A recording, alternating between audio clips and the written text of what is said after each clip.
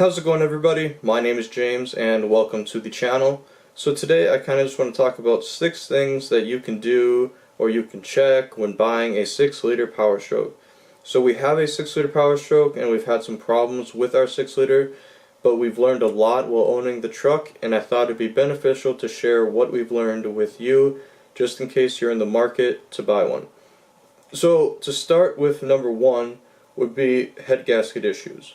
So the 6-liter is probably most known for having head gasket problems, but there is a solution, and that would be properly installed ARP head studs. So when I say properly installed, I pretty much mean to have a shop install the head studs that really have already had experience doing it. So in general, I would suggest just getting a truck with head studs already installed. And I'd look at the paperwork and I'd figure out what shop did the head studs, and then I'd do a little research on that shop to figure out if they're known for working on 6-liter Powerstrokes, or at least if they've done head gaskets and head studs on the trucks before. So you could just have that extra peace of mind if you do that research, because some people have had head gasket problems even with head studs, but like I'm trying to say, it's more of the shop's issue rather than the actual studs. So just have a good shop install the head studs and it should be fine, and I would assume most trucks have head studs properly installed. So also some people do O-rings on the heads to further reduce the chance of having blown head gaskets, and those are great. Some people might not do it though because it's a little more money. It all depends. It's probably not necessary for most trucks. There's also fire ringing that you can do. I would not suggest fire rings for like a daily driver though. Fire rings are kind of more for like pulling trucks or drag trucks or race trucks in general. There is an argument for getting a truck that's not studded for like a cheaper price. So like around here, head stud jobs anywhere from $3,500 to $5,500. So we'll just go with $4,500. So if you can find a non-studded truck for $4,500 less than a studded truck, it might be worth getting that non-studded truck. But you have to account for the possible downtime, if those head gaskets blow. Okay, so moving on to number 2, which is get some kind of monitoring system that plugs into the OBD2 port on the truck. So if you're looking at some trucks, you'll have this monitoring system and you can just plug it into every truck you look at. So we have a Scan Gauge 2. It's probably one of the more cheaper ones, but it's still great. I think they cost around $170 or $180. It's definitely worth it. You can check like oil temp and coolant temp and FICM voltage, transmission temperature, battery voltage, all types of stuff. You can test or look at a ton of stuff, and it's definitely worth it. So that brings us to number 3, which is the FICM voltage. The FICM or FICM or fuel injection control module from the factory runs around 48 volts, and you probably do not want it under 45 volts. And the way to check that is to simply plug in your monitoring device or tool or whatever you bought, Scan Gauge, and you can just plug it into the OBD2 and then you can look at the voltage from there. And like I said, you do not want it under 45 volts. If it is under 45 volts, you probably will want to replace that FICM. So there's many people that make like aftermarket FICMs, which I definitely suggest buying an aftermarket one because they usually upgrade the electronics so they last longer. Many people make them like Bulletproof and Sinister and Elite and Swamps. It just depends on which one you want to go with. There's also 58 volt FICMs, which can be beneficial but are not necessary, so it's really up to you what you want to do with the FICM. So moving on to number 4, which would be the oil cooler issues on these trucks. So the problem with the oil coolers are, they're coolant cooled. That's really the problem. And sometimes the coolant passages on the oil cooler will get clogged up, And if you run in a factory oil cooler or some kind of aftermarket cooler that's similar to like the factory style, I would suggest just to get a coolant filter system to reduce the possibility of that oil cooler clogging.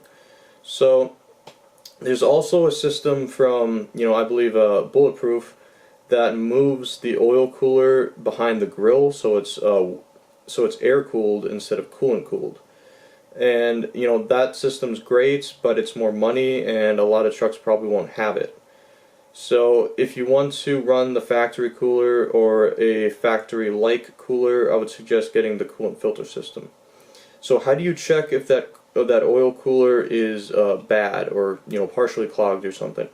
Well, once again, you plug in your monitoring device to that OBD2, and then you get the truck to operating temperature. You run it on the interstate or the highway at about 60 miles an hour on flat road for maybe 10 or 20 minutes, and then after that 20 minutes you want to look at the difference in temperature between the engine oil temperature EOT and engine coolant temperature ECT.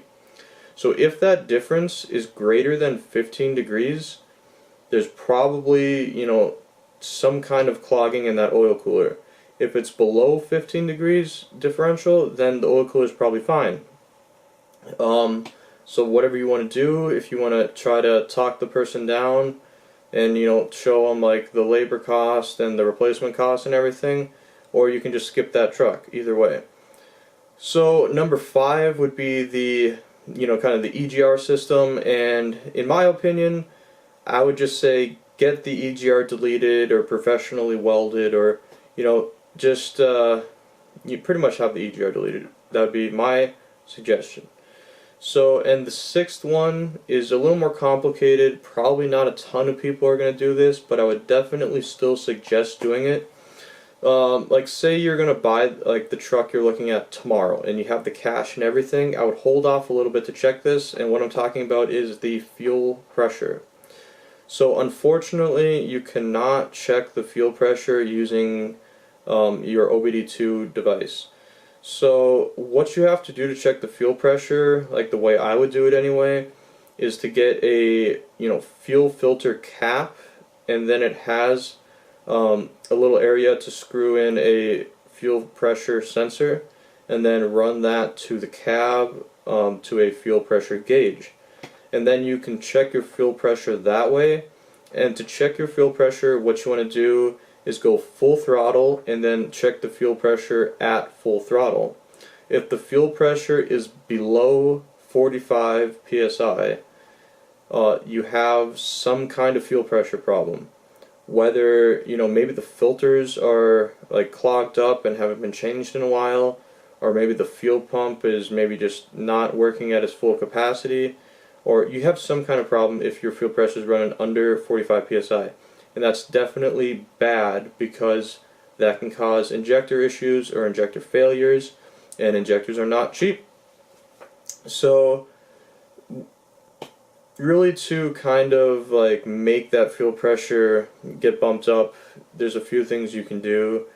Like I said, replace all the filters first. That'd be the first thing that I would do. And then if that doesn't do anything, I would suggest looking at the Ford Blue Spring upgrade kits. That should bump up the fuel pressure. And if that doesn't do anything, well, at that point maybe you have something else wrong, maybe with the fuel pump or something. But if you want to go more than just the Ford Blue Spring kits, you can get a regulated return. That helps like eliminate the deadhead issues in these trucks, and it also has a fuel pressure regulator, so you can adjust the fuel pressure that way. Or you can just get like a lift pump, like Air Dog or FASS, or maybe you can do the 6.7 liter Powerstroke lift pump on there. Either way, you should definitely check the fuel pressure and make sure that it's not running below 45 psi. You definitely want it above 45 psi, because it can be causing fuel pressure fuel injector problems and fuel problems in general if it's running low. So those are really the 6 suggestions, and If you thought this was helpful, please throw a like on the video, and please subscribe for more videos. Thank you for watching.